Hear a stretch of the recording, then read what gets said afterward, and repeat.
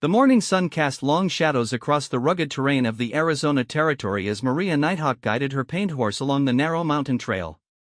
The year was 1882, and the Apache woman had been riding since before dawn, carrying important medicine to her grandmother's village nestled deep in the canyon. Her long black hair flowed behind her like a dark river, braided with small turquoise beads that caught the early light. Maria had grown up between two worlds. Her Apache mother had taught her the old ways, how to read the land, track animals, and find healing plants in the desert. Her Mexican father, a trader who had earned the tribe's respect, had taught her Spanish and English. This unique heritage made her valuable as a messenger and healer, trusted by both her people and some of the settlers who had come to understand that not all Apache were their enemies. The trail she followed was treacherous, winding along cliffsides and through narrow passages between massive red rocks. Maria's horse, a sure-footed mare named Wind Dancer, had traveled this path many times before. The animal knew every stone, every turn, every place where the ground might give way. But today something was different. As they rounded a sharp bend, Wind Dancer suddenly reared up, her eyes wide with terror. Maria fought to control the frightened animal, her experienced hands gripping the reins tightly. In the rocks above, she caught a glimpse of what had spooked her horse, a mountain lion, golden and deadly, crouched on a ledge just 20 feet away. The big cat's yellow eyes locked onto theirs, muscles coiled like springs ready to launch. Maria whispered soothing words in Apache to her horse, trying to calm the panicked animal. But Wind Dancer was beyond reasoning.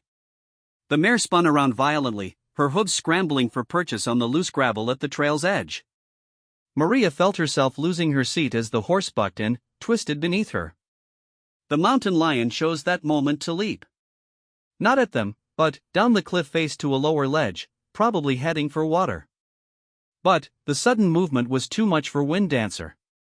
With a terrified whinny, the horse lunged sideways, away from where the cat had been.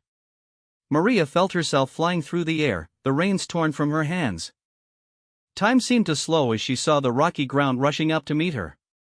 She tried to roll as she had been taught, to absorb the impact, but her leg struck a jagged boulder with a sickening crack that echoed off the canyon walls. Pain exploded through her body as she hit the ground hard, rolling several feet before coming to rest against a cluster of prickly pear cactus. The spines bit into her back through her doeskin dress, adding insult to injury. Above her, Wind Dancer stood at the trail's edge, nostrils flaring, looking down at her fallen rider with worried eyes. Maria tried to sit up, but agony shot through her right leg like lightning. Looking down, she could see that her leg was bent at an unnatural angle below the knee. The bone had clearly snapped, and blood was seeping through her torn leggings. Her head throbbed where it had struck the ground, and she could taste copper in her mouth. She was trapped on a narrow ledge about 15 feet below the main trail, with steep drops on both sides. Even if her leg wasn't broken, climbing back up would be nearly impossible. The walls of the canyon rose hundreds of feet around her, creating an echo chamber that would carry sound for miles, but in this remote area, there was rarely anyone to hear. Maria closed her eyes and tried to think clearly despite the pain. She carried a small pouch of medicinal herbs, but nothing that would help with a broken bone. Her water gourd had fallen somewhere during the tumble, and she could see it glinting in the sun on another ledge, impossibly out of reach. The desert heat was already building, even though it was still morning. She knew that her people would eventually come looking for her when she failed to arrive at her grandmother's village. But that wouldn't be until evening at the earliest, maybe not until tomorrow. In this heat, without water, she might not last that long. And if infection set into the break, even being found quickly might not save her. Above her, Wind Dancer whinnied softly, as if trying to comfort her. The horse couldn't help her now, but at least the faithful animal hadn't run away completely. Maria managed a weak smile despite her pain. If anyone did come along the trail, the presence of a riderless horse would tell them something was wrong. As the sun climbed higher and the pain settled into a constant throb, Maria began to pray to both the Apache spirits and the Catholic saints her father had taught her about. She would need all the help she could get. Thomas McKenna wiped the sweat from his forehead as he guided his wagon along the mountain trail. The Irish immigrant had been farming in the Arizona Territory for 3 years now, carving out a modest living from the harsh but beautiful land. His small ranch lay in a valley about 10 miles from where the trail began its descent into Apache territory. Most folks thought he was crazy for settling so close to tribal lands, but Thomas had always believed that understanding was better than fear. Unlike many of his fellow settlers, Thomas had taken the time to learn some Apache customs and even a few words of their language. He traded fairly with the tribal members he encountered, offering tools and supplies in exchange for knowledge about desert farming techniques that had kept the Apache alive in this unforgiving land for generations. This approach had earned him a grudging respect from some tribal leaders, though he knew many still viewed him with suspicion. Today, Thomas was making his monthly trip to the trading post in Tucson, his wagon loaded with corn, beans, and the hearty vegetables he managed to coax from his irrigated fields. The journey usually took 2 days, but he enjoyed the solitude and the breathtaking views of the desert landscape. The trail through the mountains was dangerous but beautiful, winding through red rock formations that seemed to glow with inner fire. As his wagon rounded a familiar bend, Thomas noticed something unusual. A horse stood at the trail's edge, a beautiful paint mare that was clearly agitated. The animal was saddled but riderless, and she kept looking down over the cliff as if watching something below. Her reins dragged on the ground, and there were scratches on her flanks that suggested a recent struggle. Thomas pulled his wagon to a halt and climbed down carefully. He approached the horse slowly, speaking in the gentle tones he used with his own animals. The mare allowed him to come close, and he could see the intelligence in her dark eyes. This was no wild Mustang, this was a well-trained horse who was deeply worried about something. "Easy, girl," Thomas murmured, reaching for the trailing reins. "Where's your rider?" As if understanding his question, the mare stepped closer to the cliff edge and whinnied softly toward the rocks below. Thomas felt his stomach tighten as he realized what that might mean. He secured the horse's reins to his wagon and then carefully approached the edge of the trail. Looking down, it took him a moment to spot the figure on the ledge below. At first, he thought it might be a bundle of clothing caught on the rocks. But then, he saw the long black hair and the slight movement of breathing. Someone was down there, and, from the unnatural position of the body, they were badly hurt. "Hello down there," Thomas called out, his voice echoing off the canyon walls. "Can you hear me?" The figure stirred slightly, and a weak voice drifted up to him. It was a woman's voice, speaking in what sounded like Apache. Thomas's heart began to race. An Apache woman, injured and trapped on that ledge. In the current climate of tension between settlers and tribes, this situation could go very badly for both of them if not handled carefully. But Thomas didn't hesitate. An injured person was an injured person, regardless of their heritage. He called down again, this time in his halting Apache, "I help you." "Stay still." The woman's voice came back stronger now, speaking in accented English, "My leg, broken. Cannot climb." Thomas assessed the situation quickly. The ledge was about 15 feet down a nearly vertical rock face. He carried rope in his wagon for securing loads, but getting down there safely would be tricky. And bringing up an injured person would be even more challenging. Still, he couldn't just leave her there. He hurried back to his wagon and gathered what he would need: rope, his water barrel, some cloth for bandages, and a bottle of whiskey that might help with the pain. His hands moved quickly but efficiently, drawing on years of experience dealing with injured livestock and occasional accidents on his farm. As he worked, Thomas thought about the implications of what he was doing. If other settlers found out he had helped an Apache woman, some might view it as collaboration with the enemy. And if Apache warriors discovered a white farmer with one of their injured women, they might assume the worst about his intentions. But these considerations barely slowed him down.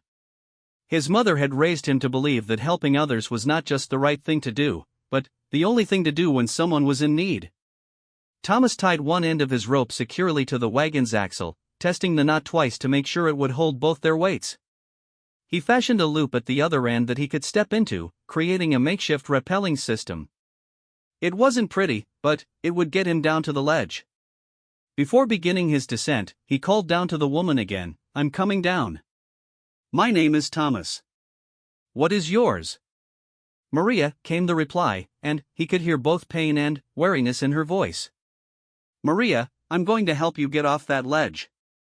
Do you trust me? There was a long pause before she answered, Do I have choice? Thomas couldn't help but smile grimly at her response. Even injured and trapped, this woman had spirit. He began to lower himself over the edge, moving carefully from handhold to handhold. The rope bit into his palms, but he ignored the discomfort. Below him, Maria watched his descent with eyes that were bright with fever and pain, but also with a spark of hope that hadn't been there before. Thomas's boots touched the narrow ledge with a soft scrape against stone. Up close, he could see that Maria's situation was even worse than he had realized from above.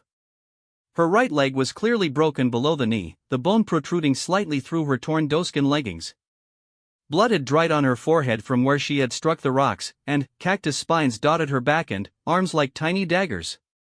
Despite her obvious pain, her dark eyes remained alert and watchful. "Thank you for coming," Maria said quietly, her voice tight with controlled agony. "Many of your people would have ridden past." Thomas knelt beside her carefully, the ledge barely wide enough for both of them. "Many of your people would say the same about helping a white farmer," he replied gently. "But pain is pain, no matter who feels it." He offered her water from his gourd first, supporting her head as she drank gratefully. The desert heat was already intense, and dehydration would make everything worse. As she drank, Thomas examined her injuries with the practical eye of someone who had dealt with herd animals and farm accidents for years. The broken leg was the most serious problem. The bone would need to be set and splinted before they could even attempt to get her off the ledge.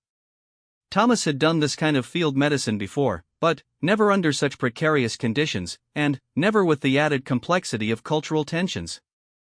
"I need to straighten your leg before we move you," he explained.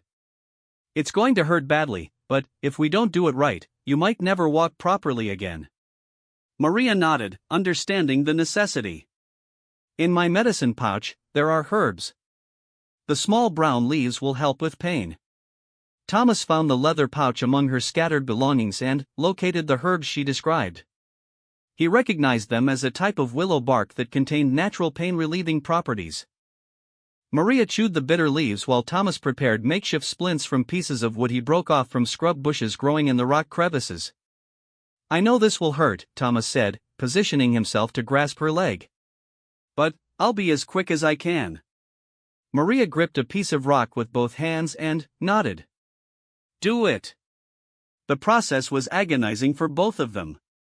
Maria's strangled cry of pain echoed off the canyon walls as Thomas pulled her leg straight and aligned the bone. Sweat poured down his face as he worked, knowing that one mistake could cripple her permanently.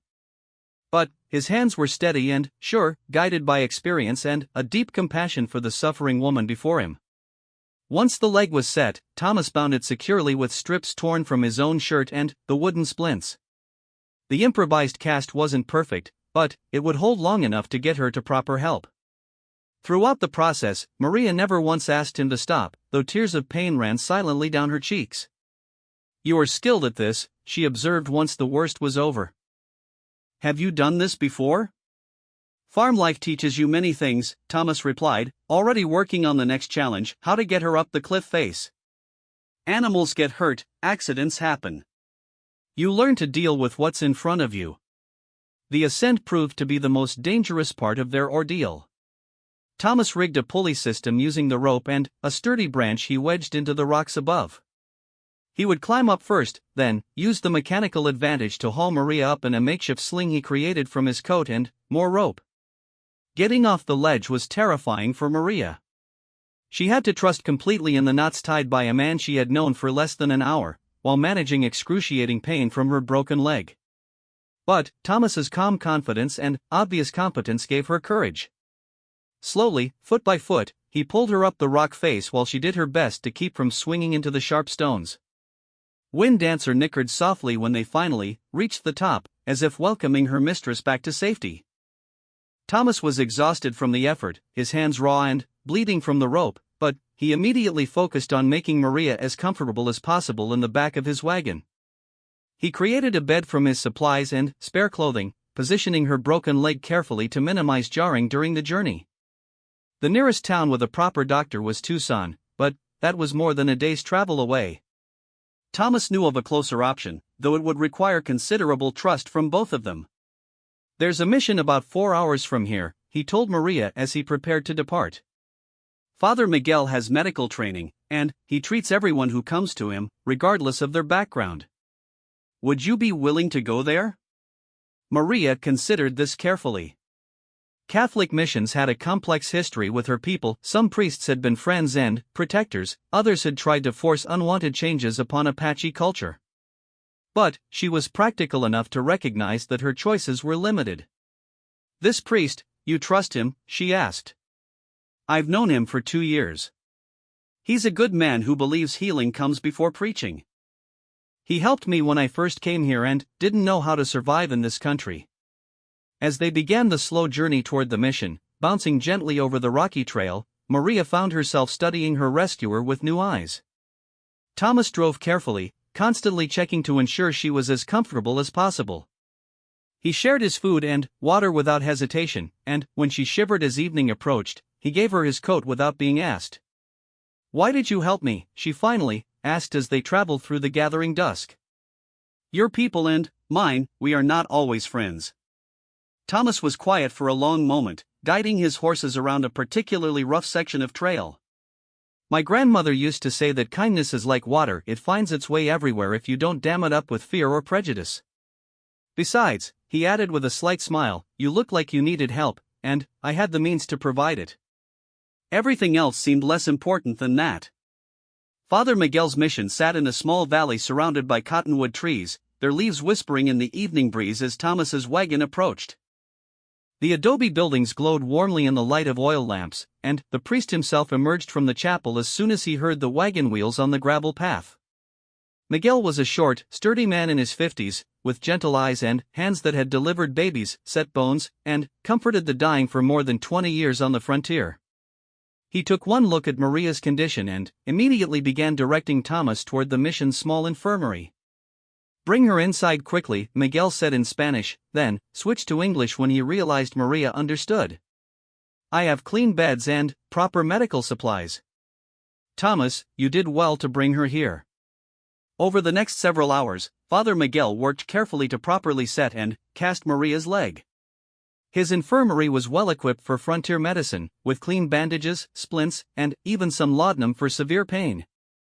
Maria endured the treatment with stoic grace, though she gripped Thomas's hand tightly during the most difficult moments. "The bone will heal well if you rest properly," Miguel told her as he finished wrapping the cast. "But you must stay off this leg for at least 6 weeks, maybe longer. Do you have somewhere safe to recover?" This question created a new dilemma. Maria's grandmother's village was 3 days' travel away, over terrain that would be impossible to navigate with a broken leg. Her own family lived even farther north. She had no relatives or close friends in this area who could care for her during the long healing process. Thomas, who had been quietly listening to this conversation while tending to the horses, spoke up unexpectedly. "She could stay at my ranch," he offered. "I have a spare room, and I know enough about medicine to help her recover properly." Both Maria and Father Miguel stared at him in surprise. The suggestion was unprecedented. A white settler offering extended hospitality to an Apache woman was almost unthinkable in the current climate of suspicion and hostility between the two communities. "Thomas," Miguel said carefully, "such an arrangement could create difficulties for both of you. People might misunderstand the situation." "Let them misunderstand," Thomas replied firmly. "Maria needs time and care to heal. I can provide both. Everything else is just talk." Maria studied Thomas's face intently, searching for any sign of hidden motives or expectations. What she saw there was simple honesty and genuine concern. Still, accepting his offer would place her in an extraordinarily vulnerable position. "What would you expect in return?" she asked directly. "Nothing," Thomas answered. "Well, perhaps you could teach me more about desert farming. The Apache have knowledge about this land that I could spend a lifetime learning. But that would be your choice, not an obligation." Over the following days at the mission, while Maria's strength slowly returned, the three of them discussed the practical arrangements. Father Miguel would visit regularly to check on her medical progress and serve as a neutral witness to the propriety of the situation. Maria would have complete freedom to leave whenever she chose, and Thomas would provide transportation back to her people once her leg had healed sufficiently. The arrangement proved beneficial for both of them in unexpected ways. Maria's knowledge of desert plants revolutionized Thomas's farming techniques. She showed him which native crops would thrive in the harsh climate with minimal water, and how to create natural fertilizers from desert vegetation. In return, Thomas shared his knowledge of European farming methods that could be adapted to the local conditions. More importantly, they began to understand each other as individuals rather than representatives of conflicting cultures. Maria learned that Thomas had left Ireland to escape poverty and religious persecution, seeking freedom in the American frontier. Thomas discovered that Maria walked between two worlds herself, serving as a bridge between traditional Apache ways and the changing realities of territorial life.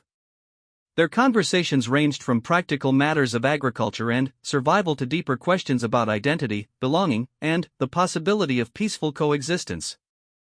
They found common ground in their love of the desert landscape, their respect for hard work, and their shared belief that understanding was more valuable than fear. Word of their unusual arrangement eventually reached both communities. Some settlers viewed Thomas with suspicion, wondering if he could still be trusted to stand with them if conflicts arose. Some Apache worried that Maria was being held against her will or had been seduced by enemy promises. But others saw something different. Father Miguel spoke eloquently about the Christian virtue of compassion that Thomas had demonstrated. Maria's uncle, a respected war leader, visited the ranch and saw for himself that his niece was healing well and being treated with honor. Gradually, their example began to influence others. When Maria's leg had finally healed enough for her to return to her people, she faced a difficult choice. Her grandmother's village still needed the medicine she had been carrying when she fell. Her own people expected her to resume her role as a healer and messenger. But she had also discovered a different kind of purpose at Thomas's ranch. "I could stay longer," she told Thomas one evening as they watched the sunset paint the desert mountains purple and gold. "There is still much we could learn from each other." Thomas smiled, understanding the deeper meaning behind her words. "The choice is yours," he said. "But know that you will always be welcome here, for as long as you wish to stay." Maria made her decision not based on romance or obligation, but on the recognition that their partnership represented something larger than themselves. Together, they were proving that the divisions between peoples were not as insurmountable as many believed. Their ranch became a place where members of both communities could meet on neutral ground, trading knowledge and goods in an atmosphere of mutual respect. Years later, their story would be told around campfires and in mission courtyards as an example of what was possible when courage and compassion overcame fear and prejudice. But, for Maria and Thomas, it was simply the beginning of a life built on the revolutionary idea that understanding between different peoples was not only possible, but essential for everyone's survival in the harsh and beautiful country they both called home.